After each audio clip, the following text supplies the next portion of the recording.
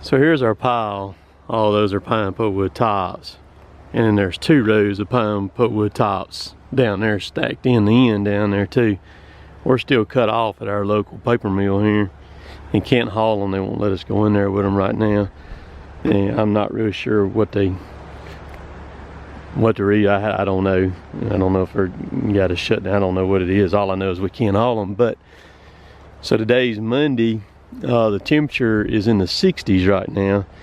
It was supposed to get up, the high is supposed to be 66, but here's the thing, tonight it's supposed to start raining this evening later on, and the temperature is supposed to plummet fast down to while it's raining, and we're supposed to start getting, it's supposed to change the snow. I hope we don't get any ice.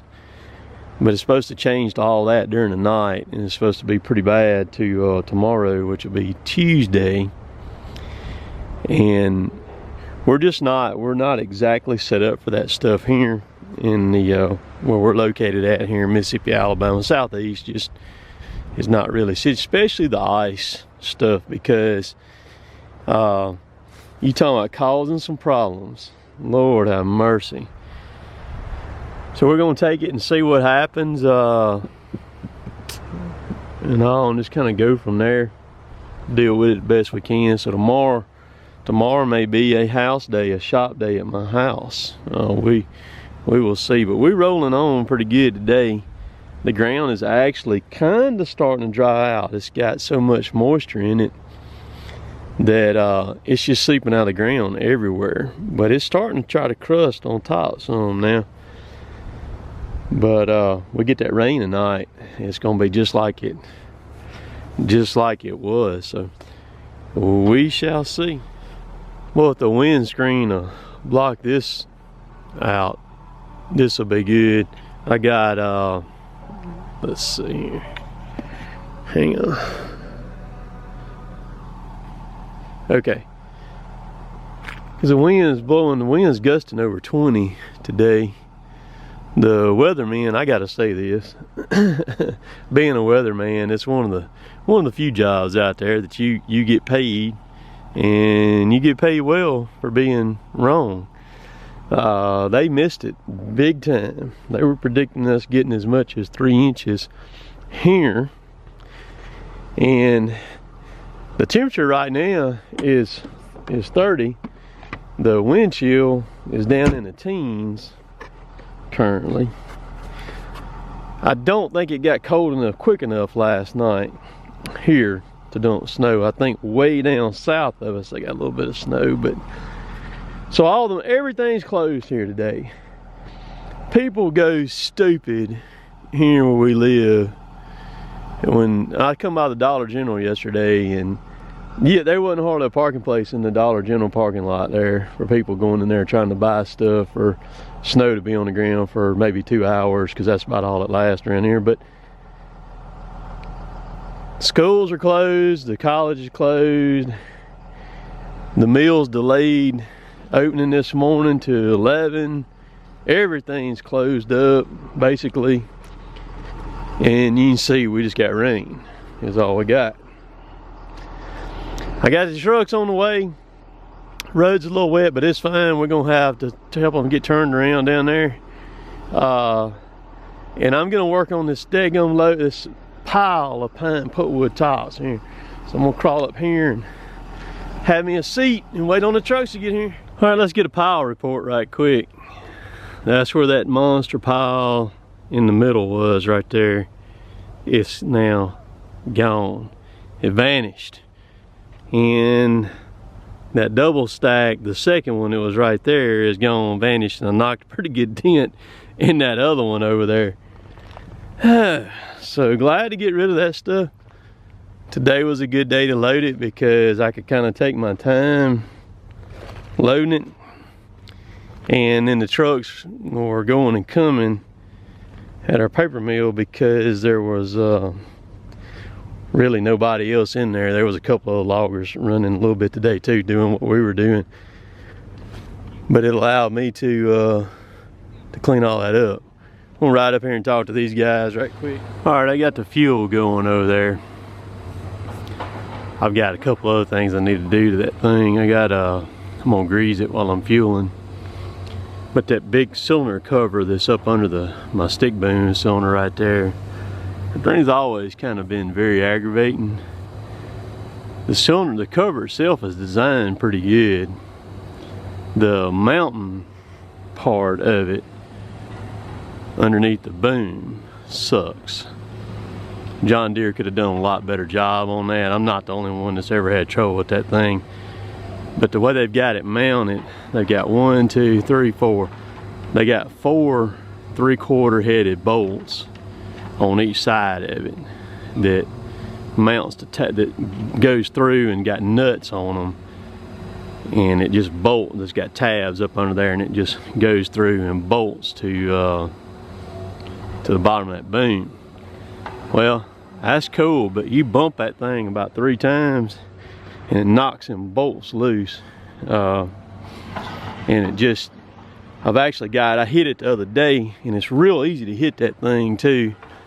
I hit it the other day, and I've actually got 3. I probably sheared them because they're just not big enough. I mean, either it needs double, if they're that size, it needs 8 on each side. Or really, it just needs to be a lot bigger. I mean, them bolts there that hold that thing on, they need to be 1 inch diameter on the threaded part going through it is what they need to be to really do it justice of the forces that thing can take. So while it's fueling, we're going to fix that up there too. So I'll let y'all. I had somebody say in the comments the other day that was too long, 30 minutes to fuel that machine, that we needed a 20 gallon per minute pump. That's what we got. But you got to think too, this thing's pumping through that filter, through this hose, and then there's 50 feet of hose all the way uphill to there. Those numbers on those pumps are only good at like a 10-foot hose is all. When you pump it that far like that, it's going to take that long to do it. We're going to crank her up and let her run. Alright. What I'm going to do is, see, I'm missing 3 over here, so I'm going to take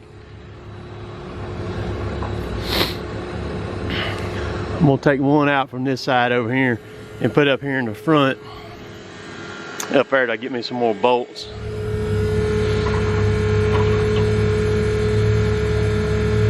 When you got track machines, ladders are a must. You gotta have ladders.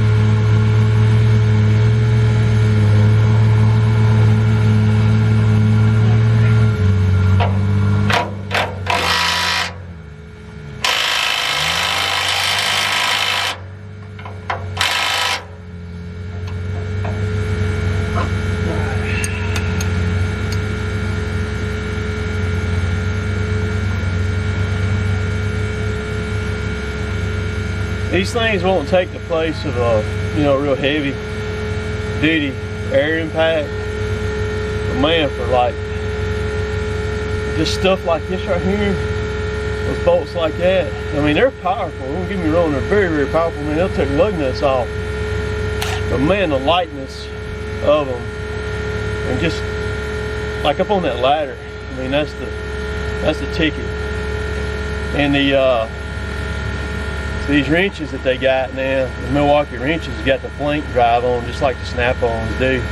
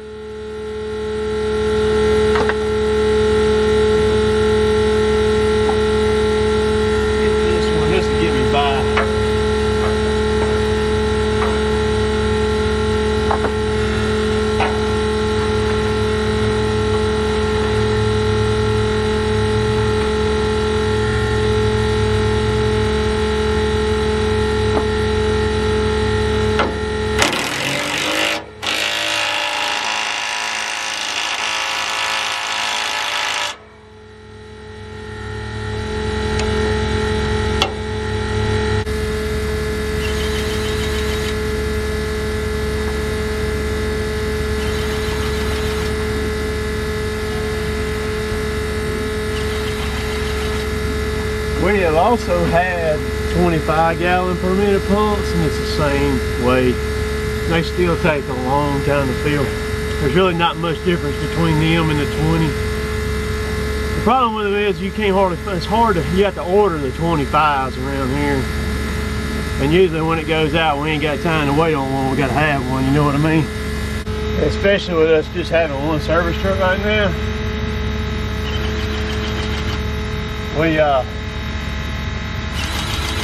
I doubt we fix our Ford, and I don't know, we don't have the money to buy another Dodge like Derek's right here right now. So we'll just wait, hold our breath. Hopefully this one don't go down on us.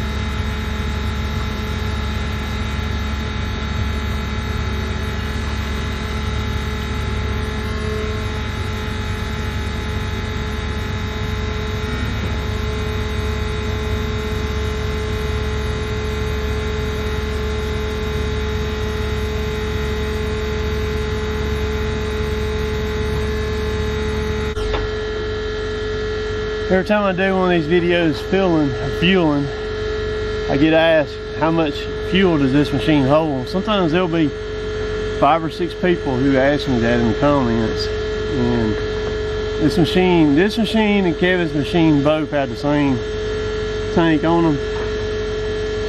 They hold 268 gallons apiece. I can usually run a week and a day on a tank of fuel. which if I'm just loading, I'm not really hard running or anything, that usually ends up in the high 50-hour range, like 57, 58 hours. If I'm not running it too hard, I can get over 60 hours on a tank on my settings that I got it set on inside the machine right there. Kevin can only run 4 days on his because his pumps on his machine are wide. They're 100% all the time to run that head. And then he's running, his engine is at 100% too. I'm not running 100% on my engine. I've got mine set to where my engine is variable, where it'll fluctuate as I need it. And then I have a boost button on the joystick that gives me a little bit more power if I need it. And then so then that question bleeds over into how much fuel do we haul? And I'm not really sure why that's so important to know. Just put it this way, we haul enough to get it done, you know what I mean? Because the other service truck, we have a tank on it, and then I have a tank in my truck there. My tank, I keep clear fuel in it.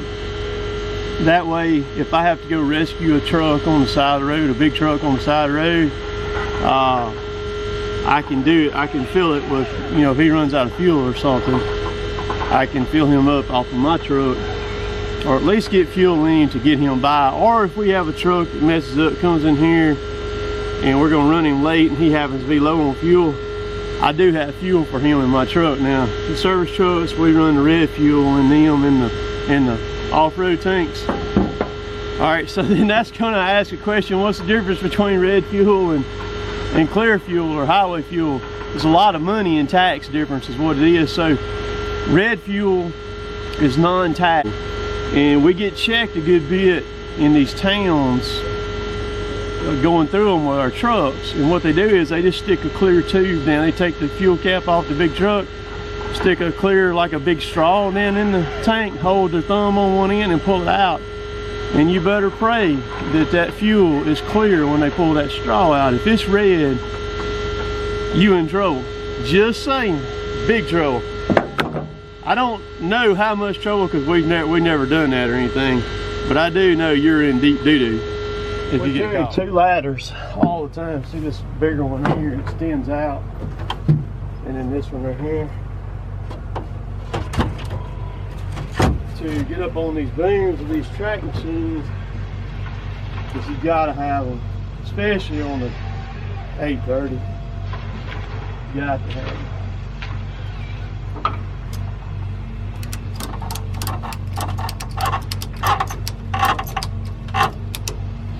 We just strap them right there.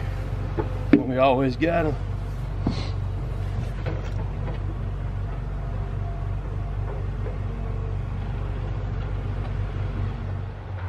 So you can see what we've cut right here so far. I have no idea how many acres this job is. We just cut to the boundaries is what we do. You see it looks like a field. I mean, it's slick as a whistle out through there. Now I'm gonna get up here and get to work, tidy up Kevin's pile, because he's run probably about 40 minutes without me up there now. So he ought to have a good bit that I need to stack over. And we're gonna go up here and do this and help him out. So just like that, we've got another pile piled up. Now, think about this. A lot of times y'all see the videos and you're asking about the machines. Well, this pile here is probably from down there all the way to here to the very end right there. Is going to be more than 50 yards across there. And then you can see what we've got piled up. Let's see.